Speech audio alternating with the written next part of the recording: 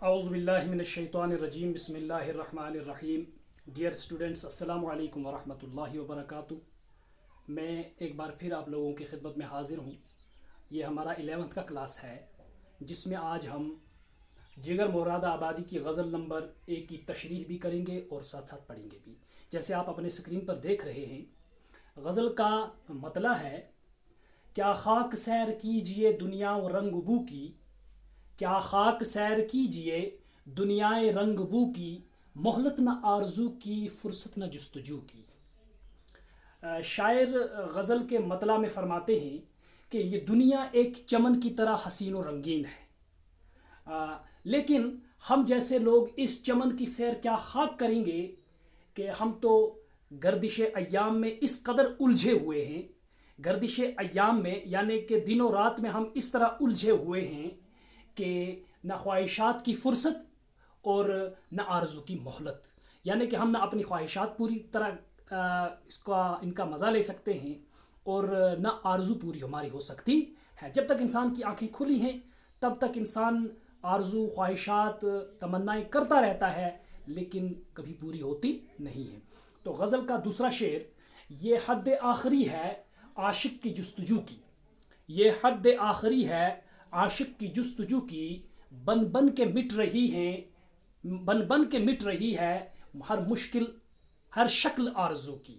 ایک بار پھر سنیے: یہ حد آخری ہے عاشق کی جستجو کی، بن بن کے مٹ رہی ہے ہر شکل آرزو کی. شاعر فرماتے ہیں کہ یہ تو حد ہو گئی کہ میری جو آرزویں ہیں، میری جو تمنائیں ہیں، وہ ان کی شکل کسی حد تک بنتی ہے لیکن پھر وہ مٹ جاتی ہیں، ختم ہو جاتی ہیں.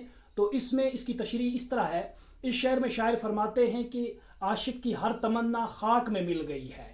عاشق آرزوں کی جو تصویر بناتا ہے وہ پل میں مٹ کر رہ جاتی ہیں. یہ عاشق کی جستجو کی آخری حد ہے.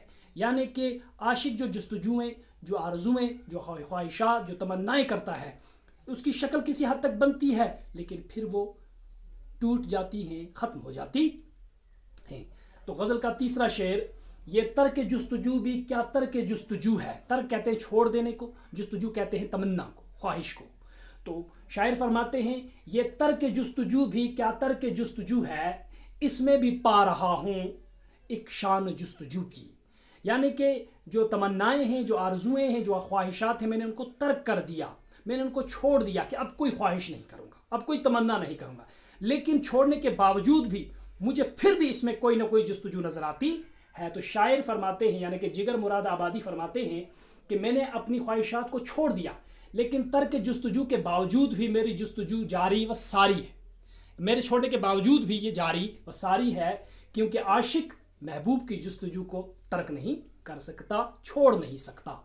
اگلا شعر: مایوس ہو کے پلٹیں جب ہر طرف سے نظریں، مایوس ہو کے پلٹیں جب ہر طرف سے نظریں، دل ہی کو بت بنایا دل ہی سے گفتگو کی. یہ تو صحیح بات ہے. شاعر فرماتے ہیں کہ میرے محبوب، جب ہر طرف سے میری آنکھیں مایوس ہو کے پلٹیں یا جب کہیں پر تم نظر نہیں آئے تو میں نے اپنے دل ہی کو کے ساتھ باتیں شروع کی اور دل ہی کو درد غم سنانا شروع کیا. تو شاعر اس کی تشریح ہم اس طرح یوں کریں گے.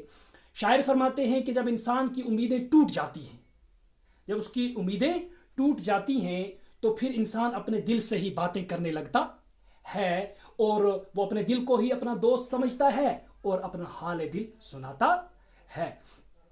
آخری شعر ہے: تو خوب جانتا ہے، یعنی کہ غزل کا مقطع: تو خوب جانتا ہے او جان و دل کے مالک، تو خوب جانتا ہے او جان و دل کے مالک، ہر حال میں جگر نے تیری ہی آرزو کی. اس کی تشریح ہم دو طریقے سے کر سکتے ہیں، یعنی کہ حقیقی طریقے سے بھی، مجازی طریقے سے بھی. تو ایک اس طرح کہ اللہ سے مخاطب ہو کے شاعر فرماتا ہے کہ بس ہر حال میں تجھے ہی یاد کرتا ہوں، تیری ہی آرزو کرتا ہوں، تو میرا خالق حقیقی ہے، تو نے ہی مجھے پیدا کیا ہے. لیکن یہاں پہ عشق مجازی کے انداز میں اگر ہم اس کی تشریح کریں گے تو شاعر محبوب سے مخاطب ہو کے فرماتا ہے، غزل کے مطلع میں محبوب سے مخاطب ہو کے فرماتا ہے کہ میرے محبوب، تم اچھی طرح یہ جانتے ہو کہ ہر حال میں نے تمہاری ہی آرزو کی، میں نے تمہاری ہی چاہت میرے دل میں رہی، میں تمہاری ہی خواہش ظاہر کرتا رہا اور تمہاری یاد سے کبھی غافل نہیں ہوا. یعنی کہ میں نے ایسا کبھی میرے زندگی میں ایسا وقت نہیں آیا کہ میں نے تمہیں بھلا دیا ہو، میں تغافل میں چلا گیا ہوں، میں غفلت میں چلا گیا ہوں، ایسا میرے ساتھ کبھی نہیں ہوا۔ تو ڈیئر اسٹوڈنٹس، یہ آج کی ہماری اردو کی 11th کی کلاس تھی جو آج ہم نے پڑھی۔ انشاءاللہ اگلی کلاس کل۔